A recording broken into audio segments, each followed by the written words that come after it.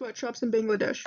Bangladesh is located in South Asia and has about 161.4 million people. Out of the entire population, there are about 21.8% of people living under the poverty line. These high poverty rates make it to where the people of Bangladesh are having to do meticulous jobs for very little money. One of these many jobs requires mostly women to work in sweatshops under horrible conditions. In this essay, we will be examining two articles. One is a scholarly source and the other will be a news source. The goal is to synthesize these two corresponding articles in order to build a clear understanding about the sweatshops of Bangladesh and derive an educated argument about how externalizing costs for profit is wrong to an extent. Clothing is made all over the world by many different people, but in Bangladesh they have some of the lowest labor costs in the world. In recent years, many of the other developing countries have raised their labor prices, which has encouraged the movement to countries with cheaper labor wages. The hardworking women in this country are getting paid roughly $68 a month. Some sweatshops, such as the one mentioned in the article by Sahid Ahmed and Leon Lacan, have much better working conditions along with a paid break and maternity leave. These quote-unquote play-by-the-rules sweatshops have medical staff on their team just in case anything happens, along with many other benefits such as a healthy and livable environment.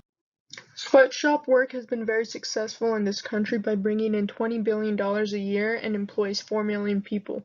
These people are working in over 5,000 garment factories in Bangladesh. This means that sweatshops account for many of the country's exports, around 80% to be exact. With only $68 a month as their minimum wage, there have been many uproars and protests in order to try and increase this wage. These protests have been unsuccessful because the Bangladesh Institute of Labor Studies concluded that this is indeed enough money to survive off of.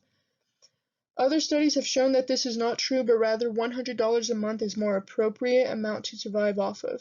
Although sweatshops can be hazardous work environment, it is still the preferred job in the area because it does pay more than the other jobs in the same area. The poverty is so extreme in Bangladesh that most women would rather work long hours in crowded rooms than a quote-unquote regular job and be paid substantially less. The other side to this argument is that hiring poverty-stricken people and paying them low wages is far better than creating no jobs for them. This we know can't be fully true because if capitalism had never touched the area to begin with, there wouldn't be a need for money or sweatshops. Many sweatshops are misrepresented by the media. For example, Ahmad and Lakhani interview workers at a medium-sized sweatshop who seem very content with the work conditions and wage. Here they get paid a little better than minimum wage, which isn't rare for the workers in Bangladesh. This sweatshop is a great example of how the hardworking women can receive great care while also doing the same job as others. Sweatshops are made for large corporations to externalize their costs in order to exploit low-wage workers for a profit. This practice of cost externalization has roped many countries into the world of capitalism, which is not necessarily a good thing. Most countries start off with a decent economy or they live by practicing reciprocity before their involvement in capitalism. Capitalism is usually done in order to make the rich richer and to keep the poor where they are. There are some cases when capitalism benefits the poor populations, but after researching this specific topic in Bangladesh, that doesn't seem to be the case. Working in these sweatshops is all one could do in order to survive and make a decent wage. When people complain about the conditions of these shops, they are often told that they have a choice on whether or not to work there. This isn't exactly true. Kate states that working in these sweatshops is part of a conditional obligation. This essentially means that there is a technical choice, but not when it really comes down to it. With 80% of the exports being in apparel, there doesn't seem to be many options when looking for.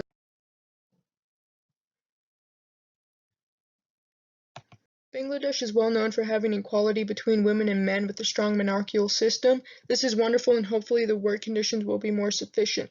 Throughout this research it has been made clear that the conditions of the sweatshop workers need to improve, but removing the entire industry altogether would be a great injustice to those living in poverty. More regulations should be made in order to ensure the safety of those working in these factories. There should also be daily breaks and higher living wage. With the improvement of these sweatshops, the companies they employ will have to increase what they charge for items in order to account for these wage increases. If the conditions of these sweatshops were common knowledge, they probably would improve, and hopeful people would be willing to pay more money to do their part in improving them. In conclusion, sweatshop conditions don't have to be as bad as they are. With some minor improvements, the work conditions and overall life quality could improve. With high poverty rates and these little job opportunities, sweatshops are what keep a lot of these people living. Medium-sized sweatshops often treat their employees much better and include higher wage breaks and maternity leave. It's possible that if more sweatshops were a lot smaller, they would be able to take better care of their employees in every single aspect.